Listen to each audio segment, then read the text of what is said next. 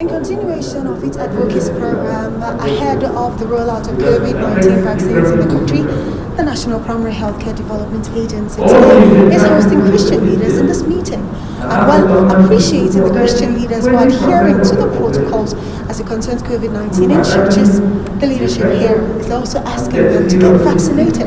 As they say, without getting vaccinated, travel will become impossible in the shortest time possible. The president of the Christian Association of Nigeria, while acknowledging that the COVID-19 virus is real, warns all Christian leaders against reckless confidence.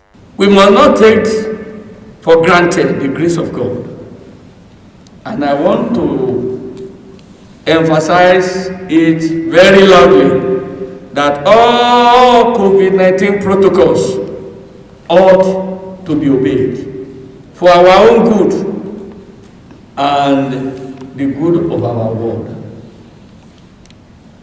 Kudos to the PTF for their advocacies and activities.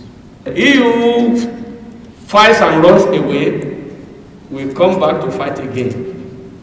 We should not be myopic and allow this virus to cut short our dream. Please, it is also not good to show reckless confidence. On his part, the executive director of the Primary Healthcare Development Agency hailed the leaders for their role in the fight against COVID-19 and other viruses, equally appealed to them to get vaccinated in order to convince their congregation on the efficacy of the vaccines.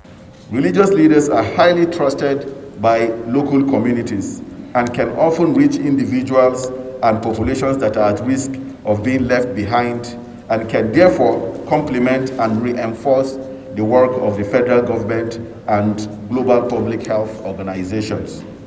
Receiving the COVID-19 vaccine doesn't only protect one, it is in addition an act of charity towards other members of our community who are susceptible, vulnerable, and cannot protect themselves due to one challenge or the other.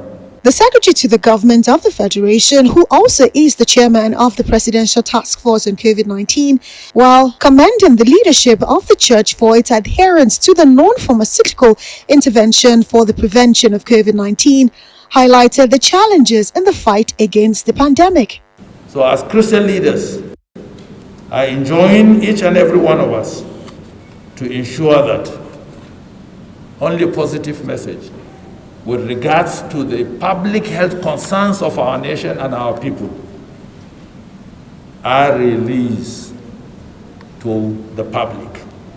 Your Eminence, ladies and gentlemen, the combined challenges we face can be summarized as follows. One is skepticism about the virus. People still live in denial.